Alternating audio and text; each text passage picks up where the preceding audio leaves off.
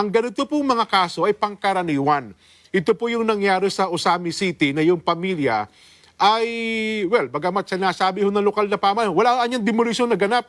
Kusa po nilang ipinawasak ang kanilang bahay. Kaya lang ho sila nag-iiyakan kasi kusa nilang ipinawasak ang kanilang bahay, Kong.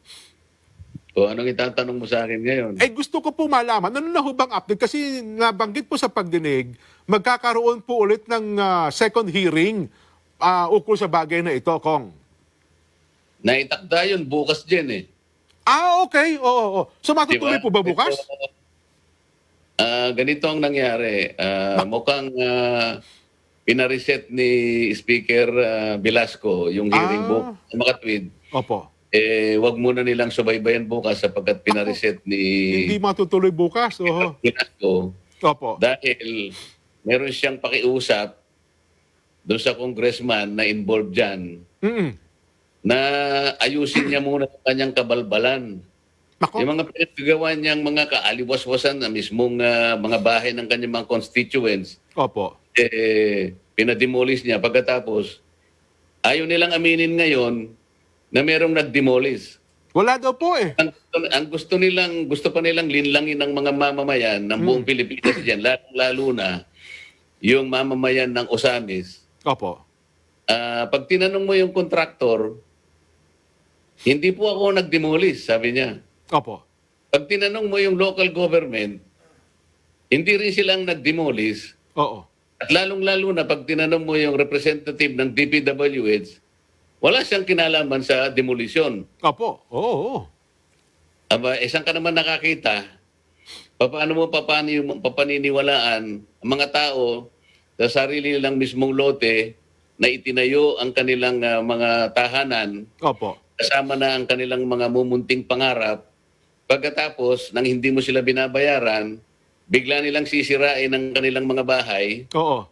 nang wala silang malilipatan sa panahon mismo ng pandemya. Oo. Meron ka bang mapapaniwala dyan kahit ng mga taong may sira ang isip? Baka hirap paniwalaan, Kong, kahit may depresya sa pugulo sa pag-iisip. Oo. Yun nga eh. Yun nga ang apo ko eh. 11 years old. Oo. Grade 6 ata ito sa Montessori. Opo. Tinanong ko siya ikaw baka ako naniniwala na kapag ang tao nakapagtayo ng isang bahay, titulado sa kanyang sarili, Oo. bigla niyang sisirain yun Oo. nang wala siyang pupuntahan at hindi babayaran yung kanyang bahay at panahon pa naman ako ng pandemya na pinagbabawalan na lumabas ang mga bahay. Naniniwala ka baka ako na mangyayari yun? Nako. Ngumiti sa akin eh. Sino bang gumawa nun, Papa? Sabi niya sa akin. Baka may depresya sa isip yun. Sabi niya sa akin eh. Nako. Oo. Oh.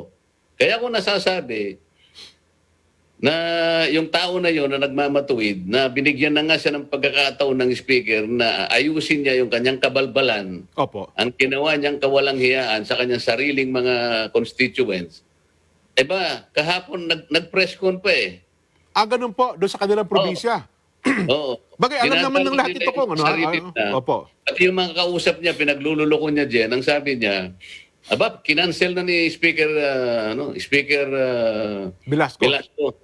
Oo. Oo. Kasi napansin niya kanya na hindi naman parehas kanya ang pagtrato sa mga resource persons at hindi sila binibigyan ng pagkakataon na makapagpaliwanag. Ganun pa yung salita niya eh. Tayo naman kung gagayahin ko yung pagsasalita niya, tayo naman may ebidensya. Sabi niya, ano? At sabi niya, kinakailangan ipagtanggol ko ang mga anti-PWH. Ayun. Sabi ko sa sarili ko, tingnan mo itong taong ito. Binigyan na nga siya ng pagkakataon na ayusin niya ang kanyang gagagawan. Oo. Nagsinungaling pa. Pagkatapos, silang lahat, dinadaya nila yung sarili nila. Nakakatawang, nakakamuhid yan kapag pinakinggan mo. So parang gustong sabihin ni Kong Henry Uwaminal, Kong, na kumampi sa kanya. Sino? Anong pangalan niya? Ano po? SHO. Congressman HSO. Opo. Na gusto niyang palitawin sa kanya mga kaharap, kumampi sa kanya si Speaker Lord Velasco. Ganun po gusto niya sabihin. gusto niyang palitawin na yung pagdinig ay wala sa lugar, kaya kinansila na lamang ni Speaker Velasco. Ganon eh. Akala ko, kaya naman ako medyo, ano na rin, medyo, sige ka ako, i-reset natin. Baka naman pananagutan niya na. Oo. Ang kanyang mga kawalanghiyaan. Opo. Eh ako naman, ang gusto ko, bigyan mo rin ng pagkakataon ng isang tao na nagdilim ang kaisipan, Oo. nabigyan mo siya ng pagkakataon. Baka naman mula doon sa kanyang makitid na kaisipan, malaman niya na, oo nga pala, Oo. hindi naman itong pinaggagawa kong ito. Oo. Nagkasala ako sa sarili kong mga constituents. Isip-isipin mo na lang, Jen, yung mga bahay na kanyang sinira, mga kapitbahay niya eh.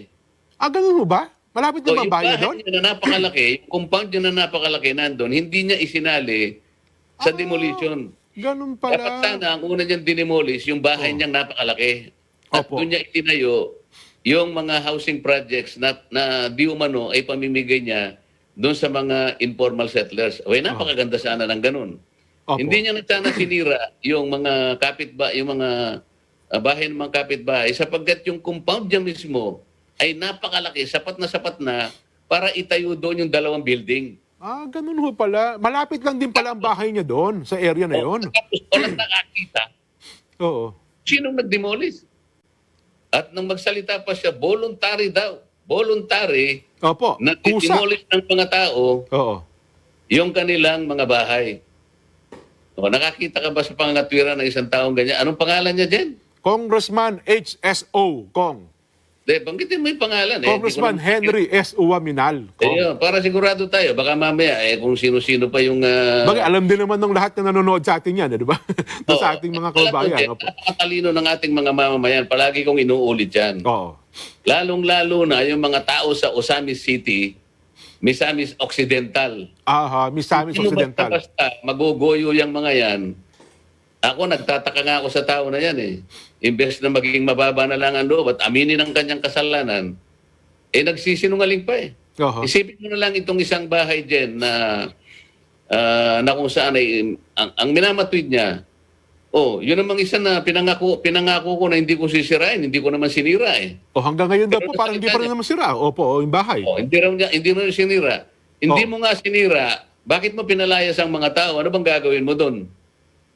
Ibig sabihin din, nakatayo na, ginagawa na yung 2 building, hindi mo naman pala kakailanganin yung pinagtayuan ng bahay ng isang tao na yun sapagkat hindi mo naman sinira. Opo. Although tinapyas-tapyasan mo naman ang paligid niya, anong gagawin mo ron? Ba't mo pinalayas ang mga tao? Tinatayo mo na yung 2 building. Oo. Aanhin mo yung ba yung lugar niya? Hindi mo naman pala kinailangan yung lugar na nakatayo ang bahay niya. Ba't hindi ba kasama sa plano yun ng pagkatayuan po ng development ko, yung bahay na nakatayo na yung 2 building dyan. Okay. Yung bahay na yun, iniwanan niya at ngayon siguro nakaisip siya na teka muna, baka maganda-ganda naman ito, gagawin ko na lang opisina siguro ito. Baka naman nag-isip ng ganun. Sa mga tuwid, hindi naman kinakailangan na wasakin ng mga bahay, ginawa niya. Oo. Ito yung katibayan na hindi kailangang wasakin ng mga ibang bahay eh. Sapagkat mayroong mga itinira na hindi naman pinagtayuan ng project. Pinalayas niya lang ang mga tao. Ngayon, yun namang huwes doon, nagunggong din dyan. Ako, didiretsuin ko na. Yung huwes doon na itinilaga ng Korte Suprema, isa rin ng gunggong yung huwes na yon. Nakakita ka bang mag-i-issue ka ng break open? Anong basihan para palayasin mo yung mga tao sa sariling tahanan? Ano ibig sabihin po ng break open? Baka hindi maintindihan. Ito sa saligang batas din. Opo. No person shall be deprived of life, Tama. liberty, and property without due process of law. Malinaw yan. Kahit na gamitin mo pa yung eminent domain Power of eminent domain. Opo. ng LGU, nakalagay pa rin dyan. Sabi niya, doon sa eminent domain, hindi po pwede kanya na hindi mo i-observe ang due process kahit na ginamit mo pa yung kapangyarihan ng Estado o ng LGU ng eminent domain. Pasasakop ka pa rin kanya sa katwiran ng due process. Tama po. Oo. Oh. Kung liwanagin ko lang, ano po ibig sabihin ng ano, yung utos na break open? Baka hindi maintindihan ng ating pangkaraniwang mamamayan? Yung break open kasi din, kapag ka binigyan ka ng writ of possession, Mm. mo talagang makapag-enter ka na ng property nung binigyan ng writ of possession, ayaw namang umalis ang tao. Kasi ayaw umalis ang tao. Opo, dahil nagmamatigas mali ang- talaga, ayaw umalis. Opo. Paano naman siya nga alis eh? Wala namang compensation. Aha. Wala namang relocation. Oho. Wala silang pupuntahan. Pandemic. Saan mo sila dadalhin? Ino-offer sa kanila yung barangay hall. Meron bang ganon? Lahat ng mga batas na dapat na sundin niya, Opo. alang-alang sa ikatutupad ng sinasabi nating due process, sinira niya lahat. Ah, Pagkatapos magpe-presscon, ang kapal ng mukha ng taong ito, magpe-presscon, pasisinungalingan, sila nagdadayan sa sarili. Oo. Nakikita ko yung mga mukha ng mga tao, nakatakip yung kanilang mga mukha dahil pandemic nga. Naka-face shield sila. Opo. Pero natatawa sila. Nakikita ko yung mukha, natatawa sila. Mhm. Diyan sa congressman na yan, sapagkat alam ko, hindi sila naniniwala sa sinasabi niya. Mhm. Teka lang ko, ako naman ay gusto kong bigyan ng chance, no? Mukhang doon sa pagpapakita po ng larawan ni Congressman Uwa Minal, ay maganda naman ho pala ang plano eh. May mga building, di ba? Yung mga, para pangtulong ito sa mga naapektuhan daw po ng kalamidad. Sa kabuuan po, parang makikinabang naman ang kanyang mga mamamayan, Kong. At sa ikagaganda din po ng kanilang lugar. Di po ba ganun din? Ganun ang layunin po niya? May napakaganda talaga ng drawing. Oho. Oh, pero kagaya ng sinabi mo, drawing. Oho. O ikaw ba kung magdo-drawing ka, Di siyempre yung... hindi mo ilalagay sa batas kung paano mo isa sa katuparan yung maganda mong drawing? Oho. Itatayo mo ba yan sa kalsada? Oho. Itatayo mo ba yan sa ilog? Oho. Itatayo mo ba yan sa mga lupain na merong may-ari na exempted naman sa expropriation? Oho. Itatayo mo ba dyan, nakakailanganin na sirain ang bahay nila? Oho. Sapagkat nung ilista mo pala yung drawing na yan, wala ka pa palang plano kung saan mo itatayo. Oho. Kaya nga yung pagkakalista niya sa GAA lump sum eh. Dahil hindi niya sinabi kung saan barangay itatayo. Ganun mo pala, hindi pa pala. Oho. Oo. Kasi parang nagkakaroon ng bahid ng legalidad. Kasi Kong, sabi, nasa sa ilalim po ito ng GAA. Kung hindi po namin ito i-implement, sayang ho naman yung paglalaan ng pondo rito. Di po ba? Iyon ang parte ng kasinungalingan niya. Pag sinabi bang ang pondo ang legal, walang problema doon. Ang GAA ay tungkol sa funding. Tama po. Meron siyang legal na pondo sapagkat binigyan siya ng 50 million. Opo. O ang tanong doon, hahanapan ka ng gobyerno, saan mo itatayo? Mhm. Tama Hindi po ba? naman. Siyempre po. Oo. Katulad ng ibang sangkot sa project na yan, itinayo niya naman sa public land. Nakakita ka ba ng... Pagkatapos sasabihin niya, abogado siya. Oo. Kung talagang abogado siya, siya dapat ang una na nagpairal ng tinatawag nating due process. Due process. Yung rule of law. Opo. Oho. Yun ang abogado kasi, Jen. Yun ang pagkakaalam ko sa abogado. Opo. Kapag ka hindi mo sinunod ang requirements ng due process at yung rule of law at yung drawing mo, itatayo mo kung kanino na lang, Oo. kung saan na lang, nang wala kang paggalang sa batas, hindi ka abogado. Oho. Ang tawag nga sa iyo dyan, abogado ka. Pero, alam... Sana nakikinig yung tao na yan dyan. Opo. Oho. Well, Alam mo ang advice ni Speaker. Si Speaker Velasco dyan, matagal ko ng kaibigan yan. Opo. Makatwiran yung tao na yan. Parehas yung tao na yan. mm At may nagsabi sa akin, sabi niya, makipag-usap ka kay Congressman Marcoleta para maayos mo ang problema mo. Okay. Opo. Ako naman, sa aking panig, kung talagang gusto niya akong kausapin, nakalaan naman akong makipag-usap sa kanya, pero sasabihin ko na kagad sa kanya, Opo. kasalanan mo lahat yan eh. Ako na nga mismo ang unang kumausap sa iyo. Tama. Kayo na una nag-initiate, no? Sa bahay na yan, Oo. hindi ka nakinig sa akin. Oo.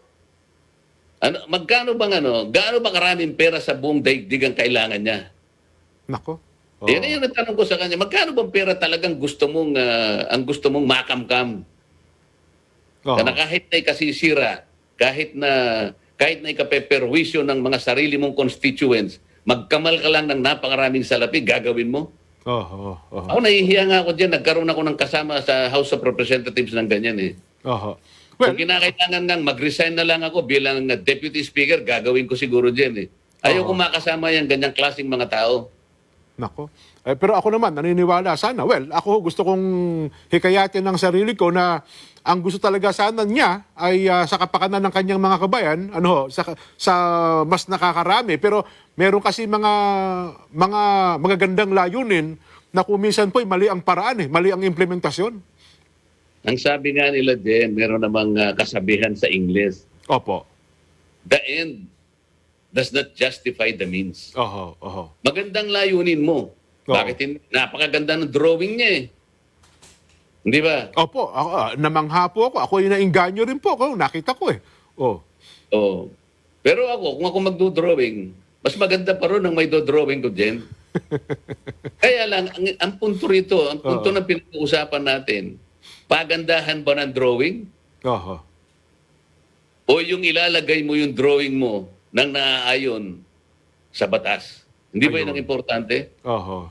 Lahat ng gagawin natin dyan, lalong-lalo na sa pagpapatupad ng ating gawain, Oho. aba isasangkot mo, ilalagay mo sa batas lahat. Oho. Tama. Hindi mo ilalagay ang batas sa kamay mo. Mhm. So, Ako nga po kung, di bali sana pangit na yung drawing Basta importante, magandang implementasyon. Mas papabor pa ako doon. tama ka. Oo. Mabuti ka pa, naiintindihan mo yun eh. Ayun, nagkukunwa pang abogado yun eh. Oo. Deputy Speaker pa yun din. Alam mo, salita pa niya. Opo. Meron pa siyang, doon sa kanyang mga billboard, the working congressman. Opo. Napakaganda, the working congressman. Dapat palitan niya eh. The contracting congressman. Contractor yan eh. Oho. Oho. Oh. Nung well. mabanggit ang pangalan niya ni President Duterte, na isa siya sa siyam na na-broadcast Opo. dahil sa PACC report. Dali-dali niya yatang dinaibes ang sarili niya. Ibinigay niya na lang sa pangalan ng isang anak niya, yung pagmemay-ari ng, ano sabi mo na, HSO. O yan. Opo. Pero tingnan mo lahat ng mga projects, lalo na yung mga road widening sa Misamis Occidental, kung sino ang kontraktor. Kayang-kaya mong gawin yan dyan. Habang siya ay kasapi sa mababang kapulungan ng Kongreso, Opo. sino ang kontraktor ng napakaraming road widening sa Misamis Occidental? Nako. Oho. Dito lamang sa GAA 2020 dyan, baka mabigla ka sa sasabihin ko. Opo. Gaano ang funding ng DPWH sa Misamis Occidental 2nd District? Okay. Second district po. Yung distrito niya. Oo. 3.8 billion pesos. Oh, Billion. ganun ho kalaki? Nakita mo na. Nung sabi ko nga sa'yo, magtataka ka eh. Napaka- Yan ang pagkatas, the working congressman. Totoo. Oo. Alagang nagtatrabaho raw siya sa Kongreso, nagtatrabaho pa siya sa kanyang construction company. Nako. Well, tayo naman pong sa larangan ng parehas na pamamahayag, baka nakikinig po sila at ang kanilang mga staff, ay pwede nilang gumamit sa palatuntunan ito, sumagot, para sa ikalilinaw po ng ating mga kabayan, tsaka mismo ni Congressman Henry Uwaminal, Kong. Parehas tayo din. Opo. Sabi ko nga sa'yo, kung gusto niyang mag-appear dito sa program na ito, lalong maganda. Mm-mm. At kung gusto niya rin akong mag-appear sa program niya, pinakamaganda siguro lalo. Oo. Di ba? Opo. Yan. Hindi ako magsasalita ng ganito dyan nang wala akong hawak na ebidensya. Oho. Kilala ko ng mga kasama ko sa Congress. Hindi ako basta-basta nagsasalita nang hindi ko alam ang sinasabi ko. Oho. Yan lang ang mahirap sa kanya. Magkukunwari siya na ayusin niya ang problema. Ay maaaring may magawan siya ng paraan siguro na maayos. Pero naniniwala rin ako, baka may mga taong hindi rin magpapaayos. Oho. Well, ako naman Kong, pinakamabuti Talagang karumal-dumal din. pinakamabuti Kong sundin na niya yung utos ng Speaker Velasco na gumawa na ng mga tamang hakbang para baka kahit papaano ay makabawi pa itong medyo hindi maganda kinasadlakan ni Congressman. Ano po? Binigyan na nga ng pagkakataon na ayusin niya yung kabalbalan na pinaggagawa niya. Kaya nga pinareset Oo. yung hearing. O hindi pa niya hindi pa siya nag-take advantage sa pagkakataong ibinigay. Oho. Pagkatapos imbes na gumawa siya ng paraan para magmakaawa sa mga tao, kilalanin niya yung kanyang mga kasalanan. Aba, kung ano na naman ang kasinungalingan na naman ang ibinroadcast niya. Nako po. At nagdadayaan sa sarili, pati yung mga kausap niyang mga mayor, pinagluloko niya. Itong pinag-uusapan natin, hindi informal settlers pa. Opo. Mga tunay na may-ari ng kanilang sariling mga pamamahay. Oho. Ginugol ang kanilang panahon. Ito'y may halo ng pawis at dugo para makapagtayo sila ng disenteng tahanan para sa pamilya nila. Oho. Pagkatapos sasabihin ng congressman na binabanggit mo at hindi mo mabanggit-banggit ang pangalan, Nabanggit ko na po. yung kanyang equipment, Oo. hindi naman daw yun, wala raw akong ipinakita na doon nga ginagamit. Oho. Isip-isipin mo, kapitbahay, sabi ko nga sa iyo kanina, kapitbahay niya ito, spitting distance from his mansion, Nako, itong ganun mga pala. pinagpawasak na mga, siguro kapag nakita mo siya, maaring, may imagine mo, nandun siya sa baranda, doon sa balcony ng kanyang bahay na malaki, nakapamaywang doon, tinitingnan niya ang pagkakawasak. Sinisipat-sipat. Pagkatapos siguro, nakita niya yung isang backhoe, Oo. walang driver dyan, lumakad yung backhoe niya na nakatatak yung HSO, pumunta sa bahay at pinagwawasak ang mga bahay nang walang driver. Wala nag-ooperate. Walang operator. Ang gusto niyang sabihin, biglang lumakad yung kanyang backhoe, papunta sa bahay, nasisirain. Sabi niya siguro, wala akong kinalamanan dyan. Oo. Lumakad yung sarili kong backhoe para wasakin yung bahay. At saka yung mga tao kong sa sobrang katuwaan ay nagpapalahaw sa iyak. Labis na katuwaan po pala yun. Tuwan-tuwa sila dyan sapagkat winawasak ang bahay, sa kanilang katuwaan, humagulgol ang mga tao. Sakit. At ang isang pamilya din, nung sila, yung sinabi ko sa yung nagkaroon ng break open, Opo. nagkaroon pa sila ng konting request habang yung araw na yon na nagkaroon na ng break open, nandun yung sheriff, Opo. nandun na yung mga pulis, talagang hahaltakin na sila, pipilitin na silang lumabas. Oho. Ano ang pakiusap ng mag-anak na yun, Jen? Isa lang, pwede po ba kaming makapanalangin man lang Ayun na nga. bago namin lisanin ang aming tahanan? Mabuti naman, yung sheriff, meron pa rin konting puso. Oo. Hindi kagaya ng congressman na binabanggit mo kanina. Binigyan naman sila ng pagkakataong makapanalangin. At ipinakita ko nung aking privilege speech na nung nananalangin ang pamilya na yan, Jen, halos talagang humahagulgul silang lahat. Tama po. Oo. O hindi ba, wala bang puso yung congressman na yan? Oho.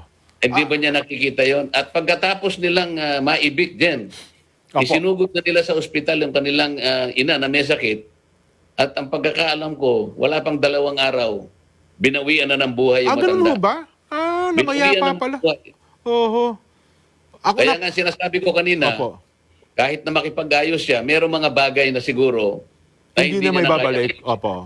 Napanood ko kung yun, naalala ko, pinakita niyo sa akin yung video niyo nung habang nananalangin yung pamilya. Talaga, bagamat pabisaya ako nga, hindi ko gaano naintindihan yung binabanggit niyo sa kanilang panalangin. Pero ako naniniwala sa nangyayari ngayon, mukhang dininig, Mukhang dininig yung kanilang panalangin, Kong. Palagay ko. Oo. At sabi ko nga, kung mag-aayos siya ng mga ginawa niyang mga kabalbalan na yan, Oo. siguro kung kaya niyang buhayin yung matanda, Nako. di ba? Oo. Yun lang ang ikaayos nun eh. Oho. Buhayin mo yung matanda. Siguro yung bahay, baka sakaling maitayo uli yan kung magbabayad ka, di ba? Totoo. At hanapan sila ng ganun din sigurong lugar para maitayo sila ng tahanan. Madali sigurong madali sigurong mapag-usapan yun. Opo. Pero paano yung buhay na nasawi? Oho. Ako kung gusto kong punta, ito naniniwala ako, bagamat sabi ko nga kanina, ito'y isang bayan dyan sa Osamis City. Maaring ito ho pala nangyayari dun sa iba. Bagamat, ang iba siguro, wala talagang tinig, walang nalapitan. Ito ho pala dapat yung due process sa ganitong mga sitwasyon, dapat talaga nananaig yun ho. Dapat naman kasi din. Oo. Ako naniniwala may mga nangyayari sa ibang mga lugar na yan. Nagkataon lang na naging classic ito sapagkat mismong pandemya eh. Ayun na nga, oo. Na kung saan merong kautusan ng DILG na kupkupin lahat ang kanilang mga mamamayan sa panahong ito sapagkat mabigat at mapanganib ang virus ng COVID-19. Ng COVID, Kaya opo. kautusan at ipinagpaliban lahat ang paggiba. Pati yun, kasi nga ang pinaka sentimiento Oo. wag mo na kayo maggiba kasi nga ang Huwag kautusan mag-demolish, ano? ay stay home. Oo. Paano mo patutupad yung stay home directive kung sisirain mo yung mga bahay? Oo. Gaano pa kung ang mga bahay na yan ay itinayo tituladong mga sarili lang Mga pag-aari? property, titulang titled property. Wala kang paggalang sa batas. Opo. Classic talaga ito eh. Oo. Napakaraming ahensyang involved. DPWH, Commission on Audit, Oo. Presidential Commission for the Urban Poor, Ayan, National sa housing. Authority, Oo. DILG, PNP. Walang nagawa sa taong ito. Oo. Ang tanging nagbubunsod sa kanya para gawin ito ay para magkamal ng napakaraming salapi. Para bang madadala niya sa kanyang libingan. Para bang madadala niya sa impyerno din ang perang makakamkam niya. Alam mo, Oo. hindi ako nagsasalita ng ganito dati. Pinagbibigyan ko yung mga yan eh. Opo. Pero may ibang klase na talaga yung hahaluan mo pa ng kasinungalingan. Pati ang speaker parang gusto niyang palitawin na kinansilan ng speaker Oo. dahil napalitaw niya siya ang tama. Hindi ganun.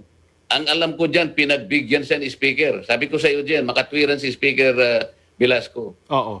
Justisya ang tao na yan. Pinagbigyan siya na ayusin ang ginawa niyang kawalanghiyaan.